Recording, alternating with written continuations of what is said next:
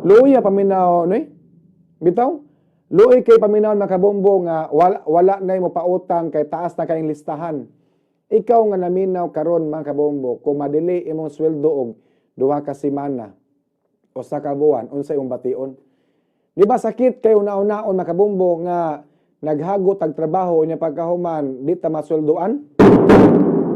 Mao na, uban mga garbage collector, before sila mo round og balik sa pagpanguha sa mga basura, adto sila sa lugar nga mingaw.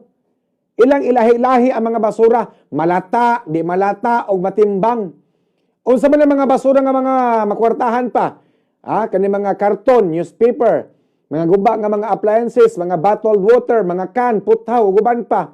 Ilang ilahi-lahi, ilang patimbang, ilang bahin-bahinon nga to karon sa mga garbage collector sa barangay nga wa pay sweldo. Oh. Dapat yung garbage collector, ang ilang style, unahon nilang kuha ang mga basura sa mga subdivision. Unahon nagkuha ang mga basura sa mga dato. Kay may man mga dato, kuhaon ng basura, muhatag man, 20, 50, sa gatos, pang snacks. Unya kami mga pobre, wa may ikatunol nga to sa mga garbage collector, mo na nga malangay-langay o kuha ang among basura. Kaya ato mas na makuha una og mga basura sa mga business establishment, sa mga karinderya, sa mga subdivision, sa mga dato.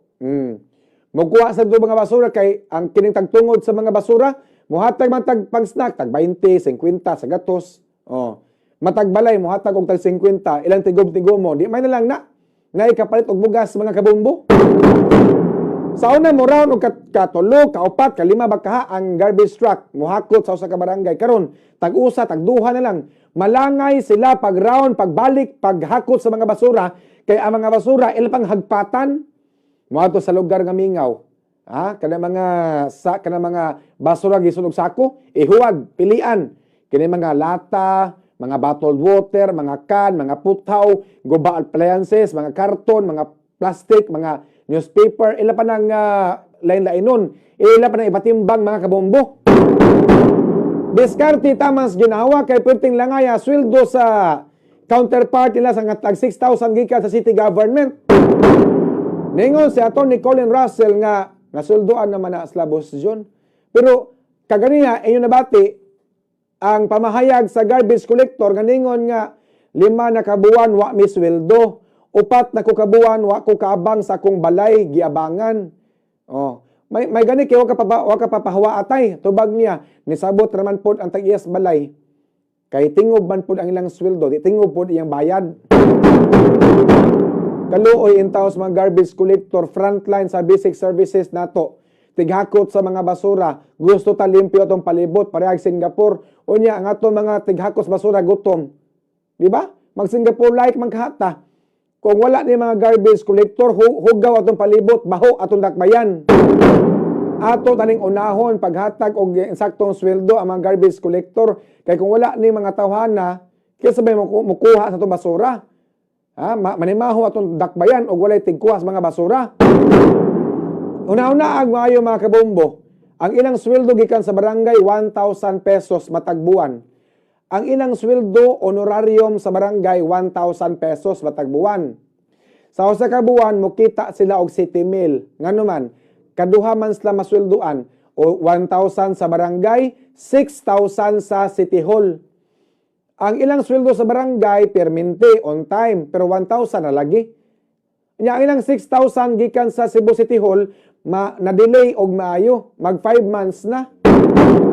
Nangutan ko tay, wala kay lain nga panginabuhi tay kay paita pod gutom imong pamilya anang kalakiha. Mag 5 months na wa mo'y sweldo ato bag tiguwang nako dong.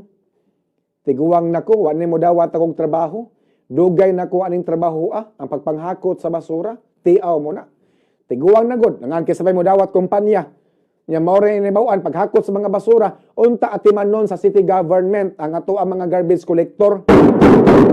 Maayo kay mutabang sa mga tao nga naapektuhan sa bagyo, naapektuhan sa linog, sa uban nga mga lugar, hatag tag minilyon nga hinabang. Example, Abra, naigo sa linog last year, gipadadaan og 50 million pesos ni Mayor Mike Rama gikan sa buhis sa mga katawhan sa Cebu City.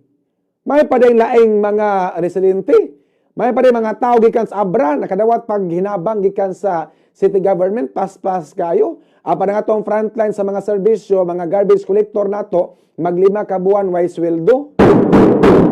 Nakadugog mo ni Tatay Ikot mga kabombo, garbage collector to. Nga mag 5 months na siya way sweldo mga kabombo. Unya mag 4 months na sila nga wa kabang silang balay.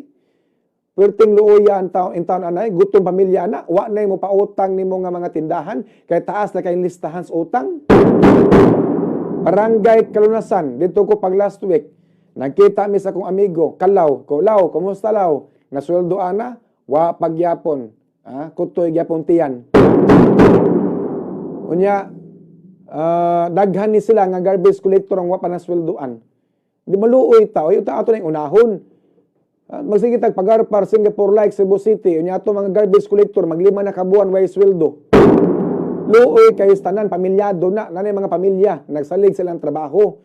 Unya mao rin nahibaw-an nga pagpangitag trabaho ang paghakot ras mga basura. Ato nang atimanon mga tawhana, may pabanto kaniadto panahon ni Tami Osmeña.